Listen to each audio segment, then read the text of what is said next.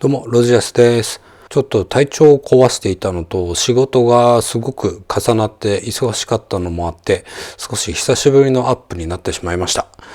待っていてくれた方、申し訳ございません。今回はタコを描いていきます。知られざるタコの能力、たくさん勉強してまいりました。では行きましょう。今回は紙を特注しました。いつものニュー TMK ポスター紙、それのもっと厚いものがありまして、それを八つ切りにカットしてもらったものを使います。大きさとしては A4 より一回り大きいサイズになります。これ私の机なんですけれども、真ん中くり抜いてあって自作のライトボックスを仕込んであります。まずはこの紙の中心に A4 のサイズを書き込んでいきます。裏の同じ位置にも A4 の当たりをつけて、そこにプリントした紙を貼っつけていきます。なんかそこら辺にあるマスキングテープ使ったら可愛いやつになっちゃった。この A4 の紙は、事前にパソコンでレイアウトを考えたものです。メガネ屋で目を調べてもらったら老眼でした。ついに老眼鏡デビューです。年齢の割に早いのは職業柄かな。まずは線を引きたいのですが、この定規の裏に分厚い厚紙をちょんちょんちょんと貼っつけていきました。こうして定規を浮かせて線を描くと、定規の間にインクが入り込まない。定規を裏返しに使ってもいいんですけど、こういうやり方もあるよということでやってみました。アナログの漫画家さんだとかも裏に1円玉貼っつけたりだとか、こういう浮かせるやり方は結構やってる方多いみたいですね。タコは調べてみると特殊能力がもう書ききれないほどあって、どうしても1枚にまとめるにはもうパンパンになってしまうんですよ。最初に書いたラフがこれ、もう文字ばっかりで見づらいですよね。これじゃいかんなということで、そこでもうパソコンでレイアウトした方がきっちり見やすくできるということで、いろいろ悩んだ結果この形にしました。参考にしたのは海外の古い新聞です。周りに5ミリの塗り足しをつけました。前回のスミロドンで塗り足しの話をしたんですけれども、実際に塗り足しありのものを制作しておこうと思いまして、右側が汚れないようにトレーシングペーパーを敷きました。さあここからどんどん描いていきましょう。まずは下書きです。メインとなるタコの下書き、当たりをつけて大体の体の形、横を向いたタコを描いていきます。この紙全体の内容の他にもですね、語り尽くせないタコのことがたくさんあるので、そういったことも喋りながら同時に絵の解説もしていけたらと思います。かなり喋ると思います。海という場所は地球上で7割を占めています。3割が陸地です。で、その7割の海の中で海洋生物というのはどのくらい発見されてると思います？ナショナルジオグラフィックによりますと、発見されている海洋生物は全体の 10% 未満だそうです。だから全体の9割以上の生物は人間が発見できてない生物ということになるんです。未知の生物がそんなにいるんですね。その中で発見されているタコの種類は300種ぐらいと言われています。だから発見されていないタコもまだまだたくさんいるだろうということになるわけです。いやー、なんだかロマンがありますね。タコは無脊椎動物の中で一番頭がいいと言われています。無脊椎動物というのは背骨のない動物です。タコとかイカとか貝とか、あとは昆虫、あとエビとかカニとかザリガニ、クモとかムカデなど、あとミミズとかもそうか。で、どのぐらい頭がいいかというと、遊びをしたり人の顔を見分ける。例えばですね、餌をくれる人と、あとちょっかいを出してくる人、そういう顔を見分けてですね、ちょっかい出してくる人にはバーって墨を吐いて逃げるとか、餌をくれる人には懐いて近づいていくとか、そういうこともするみたいですね。だから人に対して好き嫌いが出るので態度も変わってくるそうです。それから道具を使ったり空間認識能力があって、道に迷わないとかね、巣穴を作って模様替えをしたり、あと庭いじりをしたり、そういうこともするみたいです。タコやイカは頭足類と言われています。頭足類っていうのは頭、足、類と書くんですけれども、体の形状がですね、普通は頭、胴体、足ですよね。ですがタコの場合は胴体、頭、足という特殊な形状をしているんですよ。これはイカやオウムガイ、アンモナイトなどが仲間となっています。オウムガイっていうのはね、奥に隠れた口の周りに90本以上の足、触手を持っていると言われています。最古のタコの化石はポルセピアと名付けられたタコの化石で、推定2億9600万年前、恐竜が出てくるよりもかなり前ですね。恐竜が絶滅したのは6500万年前と言われています。で、タコは9500万年前には現在と変わらない形をしていただろうと言われています。でもタコっていうのは軟体動物なので、化石に残ることが非常に難しいらしいんですね。だから昔どんなタコがいたのかっていうのもね、もうわからない謎に包まれています。メインの線画が完成しましたので、次に参ります。今回は一つずつ、線画まで仕上げて、その後一気に色を入れていこうかなと思っています。この左下には一番有名なタコを描いていきます。これはマダコです。その下には水ダコを描いていきます。マダコというのは世界で一番食べられていると言われているタコですね。世界中の海にいて、水温8度以上の海域に主にいて、浅瀬から水深200メートルぐらいまでいるので、比較的捉えやすいタコということにもなりますね。こちらは水ダコ、タコの中で最大種と言われています。発見されているタコの中でですけれどもね、人間を包み込むほどの大きさの水ダコも発見されています。寿命は3から4年。オスは交接後にすぐに死んでしまうんですけど、メスのほとんどは一度だけ、何千という卵を産むんですけれども、卵を抱いて守り続けて死ぬまで餌を食べないそうなんですよ。で、そのまま死んでしまって、何千もの子供が海へ出てくのをね、メスもオスも見届けられない、そんな切なさがあるみたいですね。こちらはタコの毒について描いています。ほぼ全てのタコに毒がある。中でもこのヒョウモンダコだけは猛毒を持っていて、人間もコロッと殺してしまうような恐ろしいタコなので、こいつを見かけたら要注意です。で、他のタコはね、基本的に毒の心配はないと言われてはいるんですけれども、アメリカだったかな、どこかで女性がふざけて顔にタコをこうくっつけて写真を撮ったみたいなんですよ。で、そしたらそのタコがですね、顎をガブッと噛みまして、で、タコの毒はこの牙の部分から注入するみたいなんですね。で、そこからですね、毒が回って顔がパンパンに膨れ上がって、で、喉まで腫れて食べ物や飲み物も摂取できないような状態になってしまった人もいるそうなので、一応タコっていうのは注意した方がいいみたいです。でも食べる時にね、熱を加えるとその毒っていうのはなくなるみたいなんで、調理したタコは安全に食べられます。線画を描いてたらちょっと紙が汚れてしまいましたね。インクがついちゃったな。でも色を入れればあったことさえわからなくなると思います。このヒョウモンダコのヒョウモンっていうのは動物のヒョウの、文様ということですね。ヒョウ柄みたいなタコという意味ですね。体長は10センチほどのやや小さめのタコになります。さあ、次の線画はミミックオクトパスを描いていきます。ミミックというのは似せる、擬態するとかそういう意味です。タコ全体が擬態できるんですけれども、その中でも天才的な能力を持つのがこのミミックオクトパス。色だけじゃなくてその姿さえ擬態してしまうという特徴を持っています。そのバリエーションは15から40種類と言われています。タコ全体の擬態の話をしてみると、その肌をですね、反射性や質感まで変えてしまうんですね。で、色や明るさまで変えてしまって、その変わるスピードが一瞬 0.3 秒ぐらい、ファって感じですかね、ファッと擬態してしまうんですね。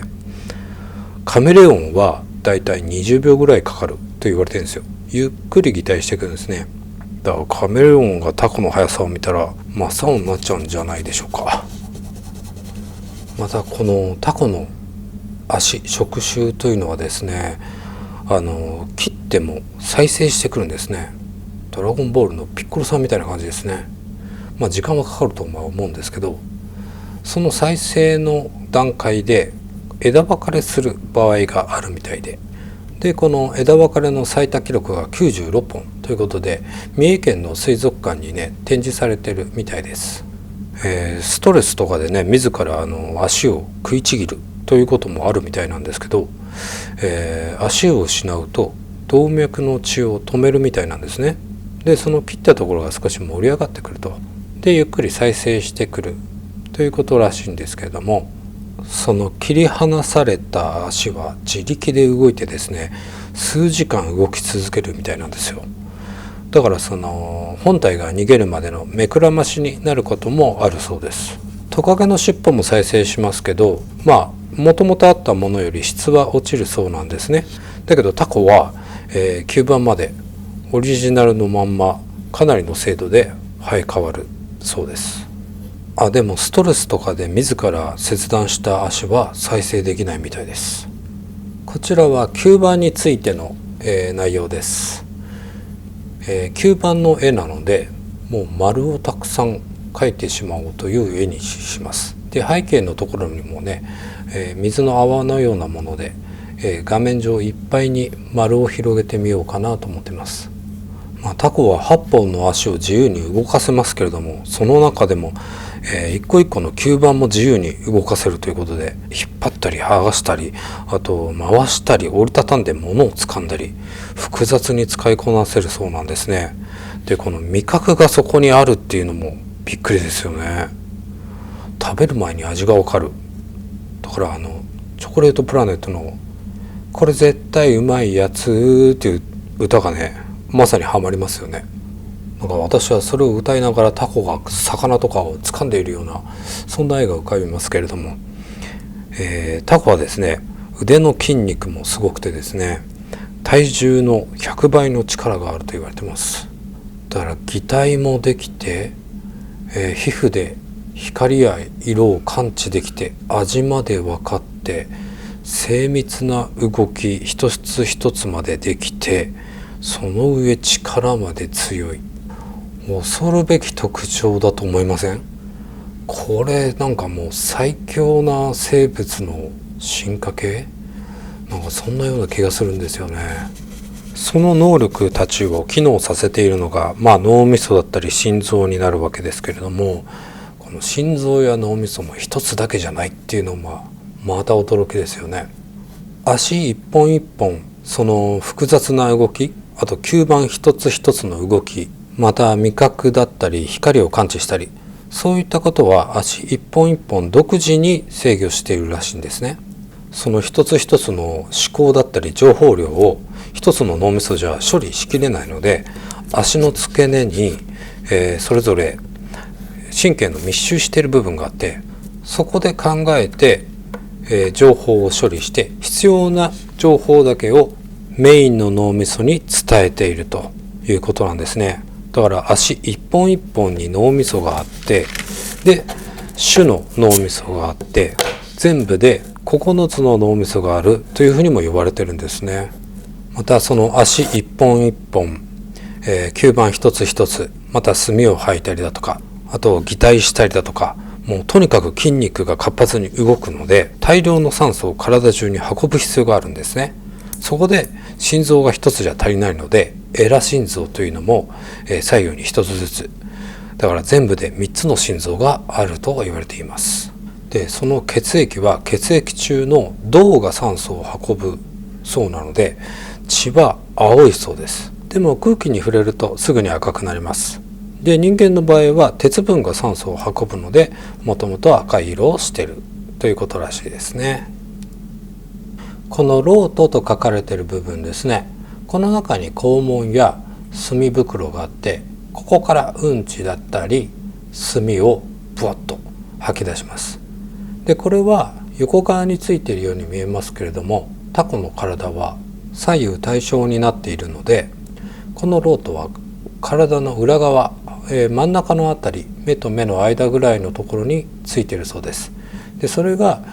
前後左右200度以上自由に角度を変えられるそうなので、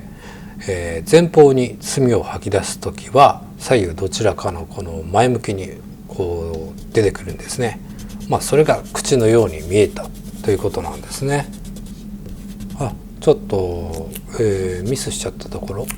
この線を分かりやすくするためにですね、この線の周りに空間を空けています。でそこをここの場合は、重ねちゃったのでちょっとホワイトで修正しております。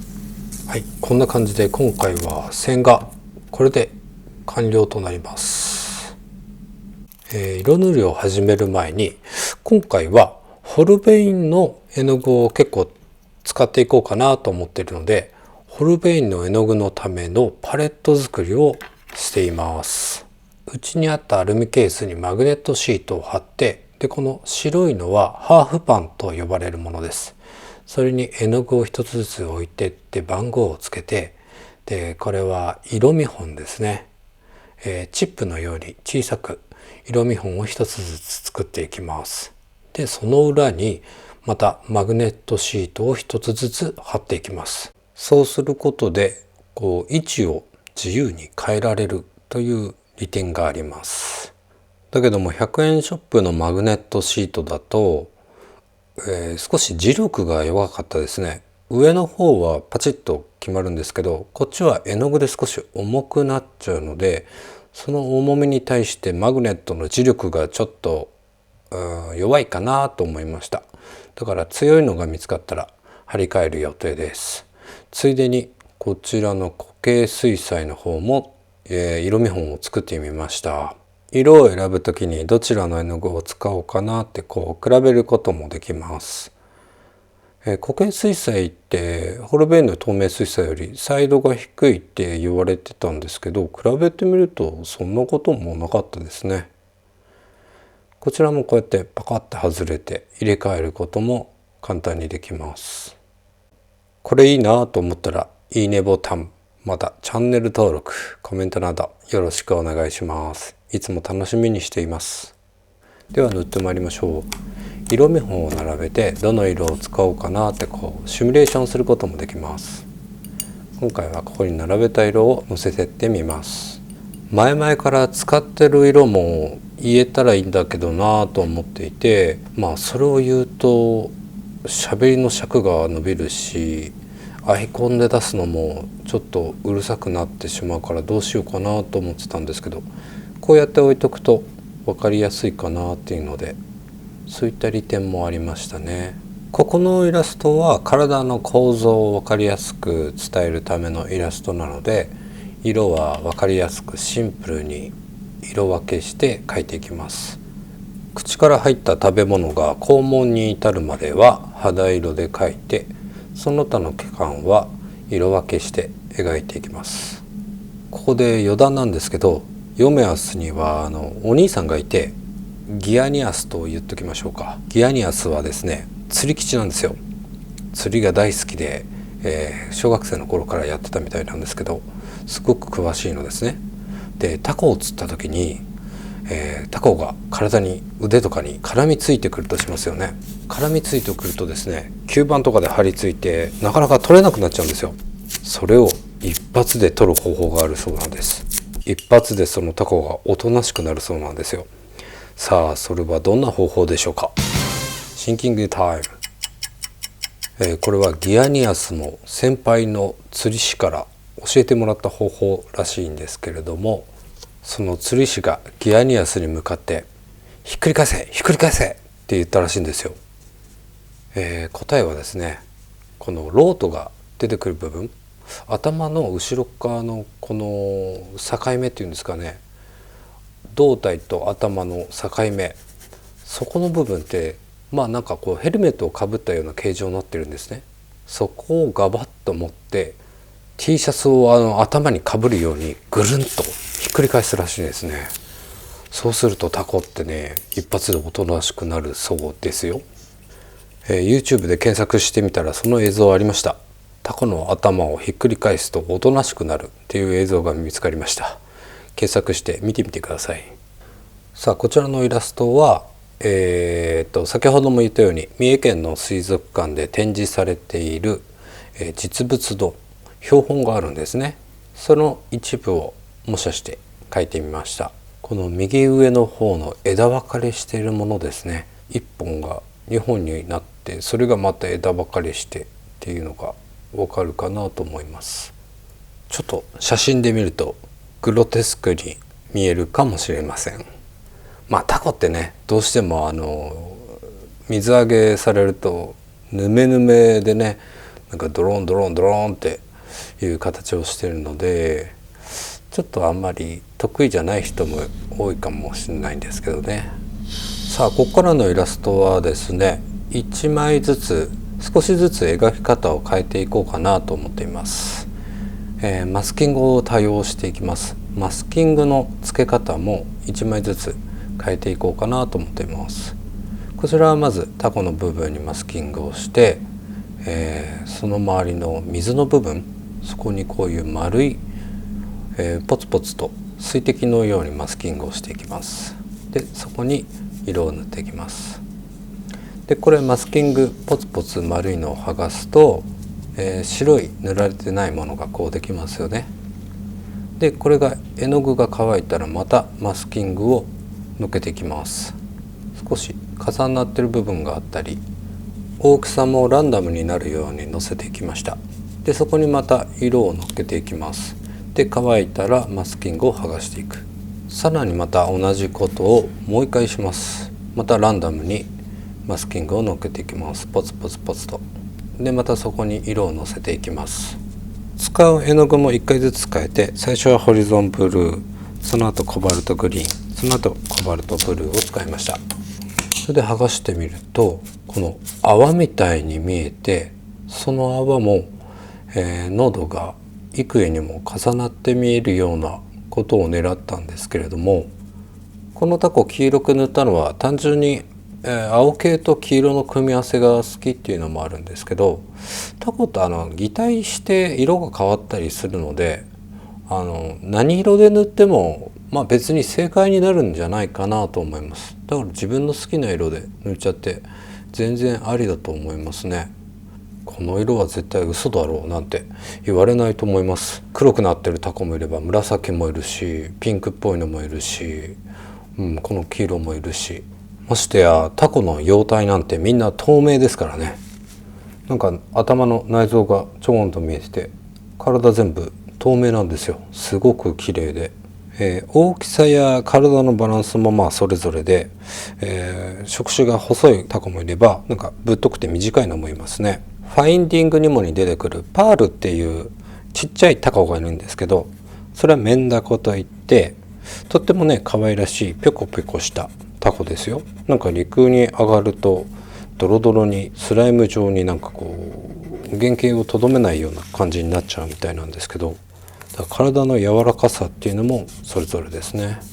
さあ次のイラストです。これ周りにマスキングテープ貼ってタコに、マスキング液を全体につけていきます。でこの道具、今先っちょをこう広げてるんですけどこれ粘土のヘラセットについてた金属製のブラシなんですね。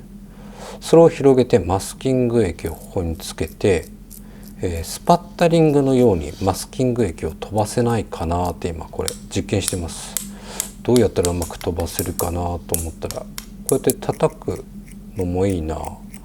で一番良かったのはこの指でポンポンポンポン弾くやり方ですね。そうするとね細かいマスキング液がちょうどよく飛び散ってくれました。ここの、タコの周りには背景として砂の、海底を描いていこうと思っています。絵の具もスパッタリングしていきます。絵の具の場合はこの歯ブラシに、つけて指で弾くと、いい感じに細かく飛んでくれました。スパッタリングの、粒の細かさの調節は水分量ですね。こう水分が多くなると大きい水滴がボトボト垂れていくような形になります。細かい影は、黒っぽいので描き足してこのタコの影になる部分は、上から塗りました。絵の具が十分に乾いたらマスキングを剥がしていきます。そうするとほら、なんか砂の地面っぽくなったでしょう。ではミミックオクトパス本体の模様を描き込んでいきます。前もって、影になるような部分には色を入れておきました。そこに、色を塗り重ねていく形ですね。細い線と太い線のバランスを調節しながら描いていきます。目とか頭まで模様を入れていくと体の形がちょっとつかみづらい絵になってしまうんですけれども、そういうタコなんですね。だからあえて分かりづらくなっていいなと思いました。それも敵の目をくらます一つの戦略なんじゃないかなと思います。立体感を出すために影になるところは少し濃い色をプラスして、砂のですね、ちょっとマスキングしすぎちゃったところも色を入れて全体を見てみます。もう少し絵が分かりやすくなるために少し黒線をプラスしました。これ今使ってるペンは日本字ペンというペン先なんですけれども、最近買ったんですけどこれかなり気に入りました。安定して細い線が描けるというのでレギュラー入りです。文字を書くときも安定した太さで書けました。さあこちらのイラストはですね、こちらも塗り方を少し変えてタコから塗っていきます。全体的に、かなり水気の多いものでなぞってすごく濡らした後に色をポンポンポンとのせて、にじみを出していこうと思っています。このタコにもマスキング使うんですけど、今は下地塗りです。でこのグレーも細かい筆で水気多くポンポンポンと叩くことで細かい、にじみを表現しています。でこれができて乾いたらマスキングを塗っていきます。この絵の戦略としてはこのマスキングで今塗った部分を、タコのハイライトにしようと思ってます。なのでマスキング乾いたらその他の部分に濃い色をプラスしていきます。でマスキングを剥がすと、さっき塗った部分が、光の当たっている部分になるかなという計算のもと進めています。目の周り、目の黒い部分書き込んだらマスキングを剥がしていきます。剥がしてみたらですね、思ったよりもハイライトが薄くなりすぎちゃいました。っていうのも多分ね、絵の具と紙の表面を少し削り取ってしまったんだと思うんですよね。だから、ハイライトにもう少し色を入れていくことにしました。だけどこの紙は水彩紙の中では強い方だと思います。マスキングがね、あんまり剥がれない方だとは思っています。逆にザラザラした質感の水彩紙だと、表面がケバケバしてるのですごくマスキング取った時に削り取ってしまうんですね。それよりはかなり、マシな丈夫な方の紙かなと思って、そういうところでも気に入っている紙質です。こちらの水ダコはマダコに比べて水分が多いドロッとしたタコなので、その雰囲気になればいいなと思って書き込んでいます。赤っぽい色はポンポン叩くように色をつけてハイライトに白を塗り重ねました。でもマダコも水ダコも決してこれ正解の色でもあるんですけど、白っぽくなっているマダコも水ダコもあるし、もっと赤みのあるマダコ水ダコも水揚げされているので、結構タコってやっぱ色決めがね、色の正解がどこかなっていうのが少し悩むところではありましたね。でこちらのヒョウモンダコは正解の色はあります。黄色いボディに水色の紋がついてるっていうのがだいたい平均的な色になってきます。なので周りにマスキングをしたらこの表紋の紋の部分ですね、水色が入る部分にマスキングをしました。水色がねとても目立つ蛍光色のような水色なんですね。なので黄色を塗った上から水色をのっけると黄色い色と混じって緑色っぽく見えてきちゃうので、だからあえてそこだけ水色がちゃんと出るようにマスキングを細く塗ったわけであります。黄色い体の表面はですね、基本的にこうイボイボというかトゲトゲというか、そういう感じの質感になっているものが多いそうですね。なのでこれもそういった感じが出るようにポンポンポンと色を置きながら、なんかデコボコ感が出るように気をつけました。水色の門の、中にあたる部分、ここはね、周りのボディより色が濃くなっている個体が多いみたいですね。まあ個体によって差はあるんですけどね、濃いとね、紋が目立つのかな。だからこれは自分から俺食べると毒やばいぜって教えてくれてるようなタコですね。タコに限らず猛毒を持つ動物って、例えばカエルとかでもこういう蛍光色だったり色がどぎついものって結構ありますよね。ファイナルファンタジー4のボスで出てくるオクトマンモスってやつ、多分これモデルですね。これ描いてる時にあれこんなやついたなと思ったんで、周りには、黒を薄めたもう一色で塗っていきます。水彩絵の具で黒そのものってそのまんま使うのはナンセンスだよっていう人多いですよね。黒を使うならば色相関の対になる色を混ぜて黒を使った方が深みのある黒が出来上がるので、それを使うべきだなんていう人が多いんですけれども、それは重々承知の上で、私はこの色の入っていない黒結構好きなんです。なんか純粋なグレーが好きなんですよね。なのでこれで塗っていきます。今回最後のイラストです。メインの大きいタコを描いていきます。さあまずはタコの周りをマスキングしていきます。それができたら、タコのベースの色を塗っていきます。今回は紫とかを使ってちょっとトリッキーな綺麗な色にしたいなと思っています。色をのせたら水を含ませた筆でなぞってなじませていきました。そこにマスキングを点々点々と無数につけていくわけです。これがまた根気のいる細かい作業でした。あまり隣のマスキングと同化しないように気をつけながらマスキングしました。下地で塗った色を模様の明るいところにしようかなと思っていたんです。なのでこの周りに濃い色を塗り重ねていっています。濃い色が乾いたらマスキングを外していくと、ほらこんな模様が出来上がりました。これをベースにします。ここから細かい濃い部分を描き込んでいくんですけど、多めに絵の具を作りました。いろいろ混色してます。それをつけペンにつけて描いていく。これできんじゃないかなと思ってこれ試しやってるんですけど、できましたね。結構ねペンで普通に黒い線を描くように色が乗ってってくれてます。でも G ペンだとちょっと太いかなと思ったんで、今これ日本字ペンに変更しました。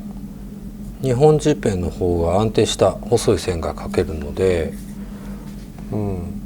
でもやっぱりちょっと太いかなとか描きづらいなと思ったんで丸ペンを使ってみました。丸ペンの方がいいですね。細い線がすごい描けます。で丸ペンのペン先の構造上筒状になってるんですね。だから絵の具がね結構ペン先に溜まってくれて長時間描き続けることができました。丸く点々点とマスキングした周りを描き込んでいくイメージですけども、ボディが湾曲して向こう側に行く時はそこの濃い部分が細くなっていくので、それを表現するためにペンを使いました。ちょっと色薄いかなと思ったんで、色を足してってます。でそこにまたペンで細かい部分を書き込んでってます。結構根気のいる作業ですね、最初から最後まで。タコって昔はね日本でも安価で手軽に食べられる食材だったんですけども、最近高いですよね。でそれがね昔からねつながってる一つのストーリーがありまして、僕の想像も入ってるんですけども、西洋ではタコのことをデビルフィッシュと呼んでいました。なんだか得体の知れない気持ち悪いやつっていう扱いだったんですね。多分漁師が海で、このタコを水揚げした時にですね、とても驚いたんですね。なんだこいつはっつって。なんかうにょうにょしてるし、色は変わるし、足何本あんの、手足切っても動いてる、体の構造どうなってんだこいつっつって、絡みついてくるし、なんだこの気持ち悪いやつは、こんなもん食えねえぞってことで食べ物としては扱われなかったんですね。人間というのは得体の知らないものを怖がりますよね。だからこそですね、クラーケン伝説というものが生まれたんですね。おまけに火星人のイメージも昔はタコみたいなやつだったわけですよ。何世紀にもわたってタコはモンスター、醜い、恐ろしいという扱いを受けてきたんですね。水族館でパニックを起こす人もいたので、タコの前では係員が立ち会ってたという話もあるそうです。一方ですね、東洋人っていうのは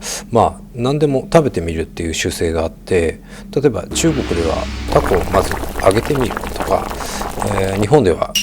ぶった切って醤油かけて食べてみるだとか、何すごい美味しいじゃんっていうことがわかるわけですね。それで東洋では古くからタコは食用として、好まれていたんですけれどもね、西洋でも海に囲まれているイタリアなんかでは食べられてたみたいですけれども、そんなタコへの関心が、西と東では大きく違っていたんですね。それが2000年頃まで続いて、日本食が海外に、普及しだしてタコの美味しさが世界に伝わったと。それでタコを食べる国が多くなったので、タコの価格が上がっていったそうなんですよ。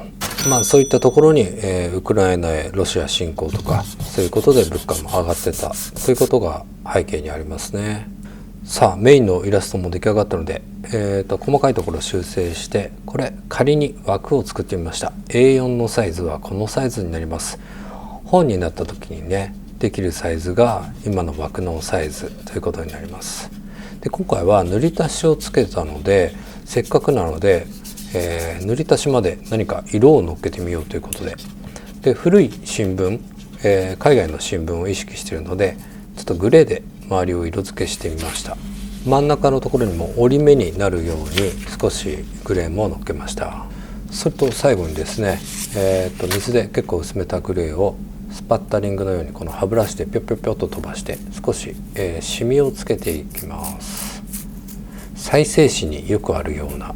なんかシミの感じ、そういうのが出せればなと思って。さあこんな感じで今回のタコ完成になります。さっきの話の続きなんですけれども、日本人が、小さい頃からタコを気持ち悪がらずに食べ続けられたのはですね、たこ焼き屋さんの絵のおかげもあるんじゃないかなと思っています。そういったところにも絵の力、イラストの力などは生かされているんじゃないでしょうか。絵の歴史は文字の歴史よりも長い。絵の力を信じて今後も描き続けていきます。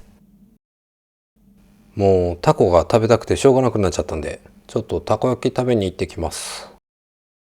今回もご視聴ありがとうございました。ではまた。